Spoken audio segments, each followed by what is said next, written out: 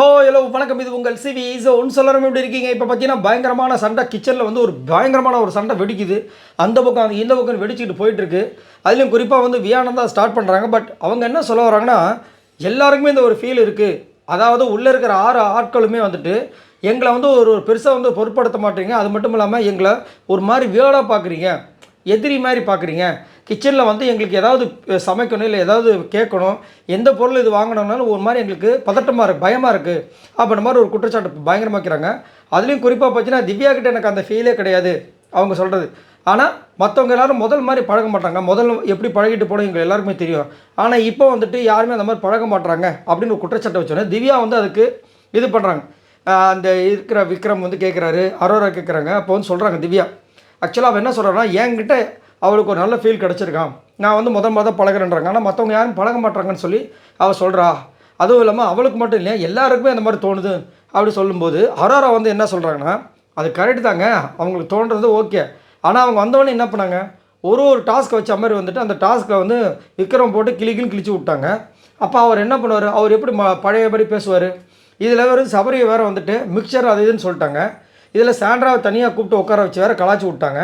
அப்போ எப்படி அவங்க வந்து பழைய மாதிரி பேச முடியும் அப்படின்ற மாதிரி வந்து கேட்கும்போது வியானா சொல்கிறாங்க, ஏன் ஆதிரக்கிட்ட வந்து அந்த மாதிரி பண்ணிங்களா, ஏன் ஆதிரை கொண்டு தான் வந்துட்டு திரும்ப ரீஎன்ட்ரி கொடுத்தாங்க, அவங்களும் வந்து நிறைய விஷயங்கள் பேசினாங்கல்ல, அப்போயே நீங்கள் வந்து எல்லாருமே இதே மாதிரி ட்ரீட் பண்ணல அப்படின்னா வந்துட்டு அதுக்கு வந்து ஏதோ ஒன்று அவங்க இந்த மாதிரிலாம் பண்ணலாம் அந்த மாதிரிலாம் பண்ணல. ஆக்சுவலாக பார்த்தீங்கன்னா வியானா வந்துட்டு விக்ரம் கலாச்சாங்க, சாண்ட்ரா கலாச்சாங்க, இல்லைன்னு சொல்ல.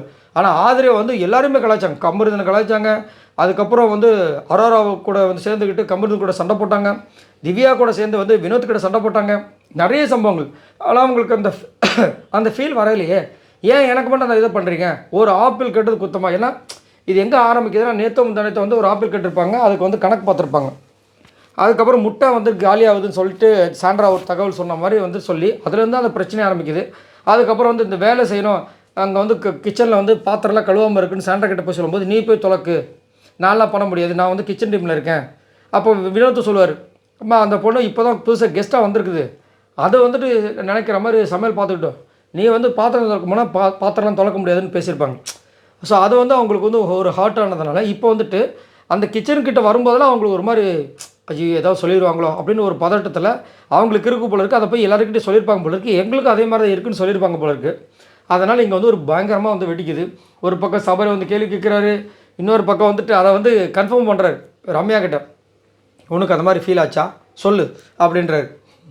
அவங்க வந்துட்டு அப்படியே சைலண்ட்டாக அப்படியே தெரியல, அவங்க ஆன்சர் தெரிஞ்சாலும் டப்புன்னு அடிப்பாங்க. தெரிஞ்ச ஆன்சராக வந்துட்டு இப்போ எப்படி சொல்கிறது அப்படின்னா அப்படியே ஒரு மாதிரி பண்ணுவாங்க. அந்த மாதிரி பண்ணி இப்போ வந்து பயங்கரமான ஒரு சண்டை போயிட்டுருக்கு. இதை பற்றி உங்களோட கருத்தில் சொல்லுங்கள். உண்மையிலேயே அந்த மாதிரி தான் இருக்கா? ஆனால் சண்டை அப்படின்னா எல்லா டைமும் வந்துட்டு தான் இருக்கும். அதனால் சாப்பாடு விஷயத்தில் இது வரைக்கும் நடந்த கணக்கு கிடையாது. ஆனால் இங்கே அவங்களுக்கு ஒரு ஃபீல் வந்திருக்கு, எல்லாருக்குமே ஃபீல் வந்திருக்குன்ற மாதிரி ஒரு குற்றச்சாட்டு வைக்கிறாங்க. இதை பற்றி நீங்கள் என்ன நினைக்கிறீங்க? மறக்காமல் கமெண்ட்ஸ் பண்ணுங்கள். பாய் நண்பர்களே.